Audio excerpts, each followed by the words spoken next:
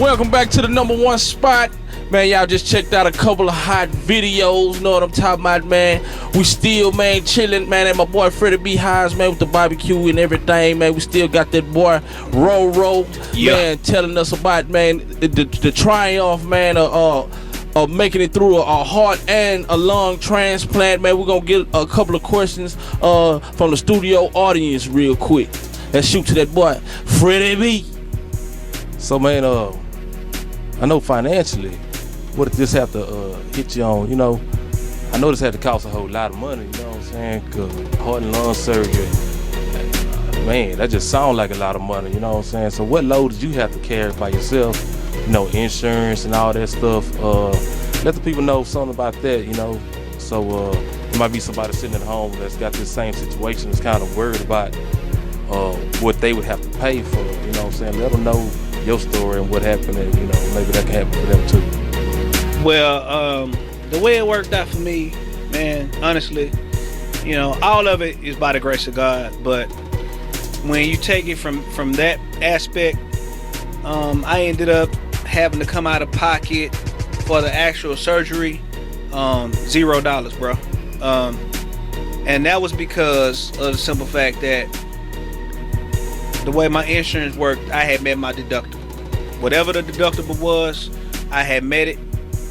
And from that point, it was unlimited up until January 2010.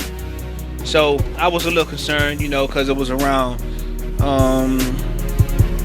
maybe August when I got put on the list to be, you know, a candidate for a transplant. I was up at the top of the list. But you know, the way it goes is that you could be on the list for a day, or you could be on the list for 10 years. You see what I'm saying? And once I had talked to my financial social worker, you know, she was telling me that each year it starts over. So I would still have to meet that deductible. Had I not gotten the transplant before December 31st of 2009, I would have to meet the deductible all over in order to stay on the list. So, I mean, I ended up coming out of pocket nothing for the surgery. Insurance took care of everything. The only thing I'm responsible for now is all of the bills that I accumulate from January 1st of 2010 up to this point. But the average cost of a surgery such as mine can range from $500,000 to $1 million plus. I don't know what the entire bill was for me. I mean, if I had a number, I'd shoot it out there to you, but I can tell you that it was probably over $1 million. It was probably over $1 million. And I'm still paying for, you know, stuff from January of 2010 to now. So, you know, financially, I was good. I'm okay. I was good. I'm okay. Because I'm still paying. So, what's it like waking up with a constant reminder of this surgery that you just had? I mean, I see the scar from here. Waking up with that, I mean, do you even feel any different after this surgery or anything? I mean, man, straight up, if it wasn't for the scar, I wouldn't know or believe that they did anything to me. Right. Besides the fact that I can breathe, you know what I'm saying? I can run further, you know, I can run faster, I can walk further, walk faster, climb, you know, flight of stairs, 2, 3, 4, 5 flight of stairs, you know, and recover from it a whole lot quicker than I could, you know, a year or so ago, or maybe 7 or 8 months ago. You know, it had got to the point to where, say if I walked a block, I would probably have to stop in the middle of a 1 block walk, you know, and recuperate 10 or 15 minutes. You know, that's how serious it had gotten. But now, you know, like I say, if it wasn't for the scar, when I look at myself in the mirror in the morning, you know what I'm saying, and it's not even that big of a scar, you know, like I can show you, you know, from the neck to just the sternum, you know what I'm saying? If it wasn't for the scar, I wouldn't know or wouldn't believe that they did anything to me, you know. Shit, hey, the miracles of modern technology and these doctors, and you know, of course, God Almighty Himself, man.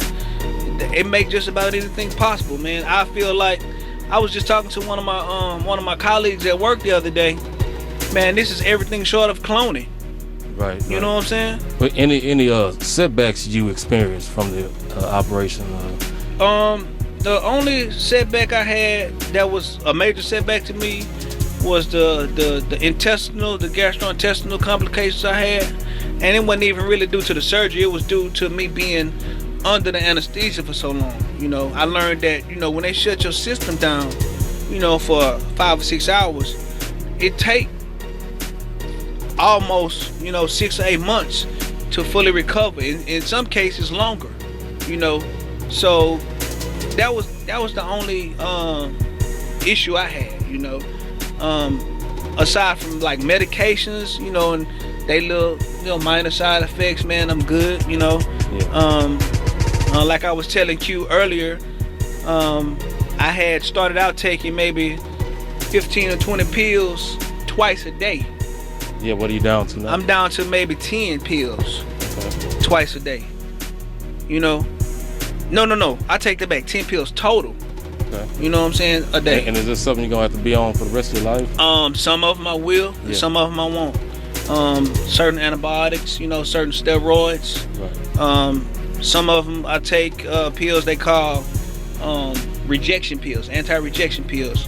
And what that means, you know, is that because I have new organs, I have new body parts, you know, it's like foreign parts, you know, in my body, and my blood cells, my white cells are on the attack mode to defend me, you know what I'm saying, from the foreign parts. So I would have to take anti-rejection pills to keep my white cells from fighting it off, to keep my body from pushing the new organs away or making them shut down. Right, you know, right. that I would probably have to take the rest of my life.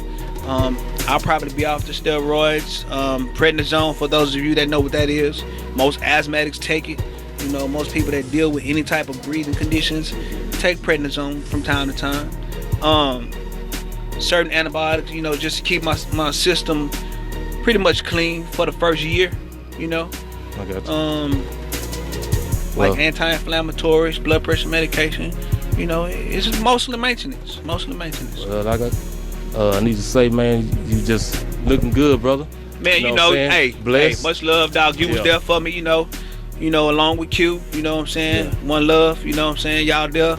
And, you know, I got this new heart, these new lungs, man. I'm gonna be there, you know, as long as I can be. You know, you know, even longer. Lord say the same now. I hear you. Hey, something just totally off the top, man. To get off the subject like this, because this is such a serious That's subject whatever, you know. that we on right now. But what you feeling in music right now? What you feeling like in the rap game? I mean, what you listen to? Well, Videos you digging? right now, I mean, you know, Drake, he hot. You know what I'm saying? Yeah. You know, I'm down with the B-sides though. You know, most of the radio hits they cool, but I'm down with the B-sides. For those of you that have the Drake album, that Up All Night, you know what I'm saying? What's the other one? Miss Me, something like that. But Eminem, I'm down with that boy. You know what I'm saying? I'm down with that M. Funny you said that, man. That's gonna be our next video. Why don't you lead us into it? Okay, cool. So here on the #1 spot, you know what I'm saying? Sit back, kick back, you know, relax or whatever, and check out this next video by that Blue Eye Bandit Eminem, that Not Afraid. #1 spot.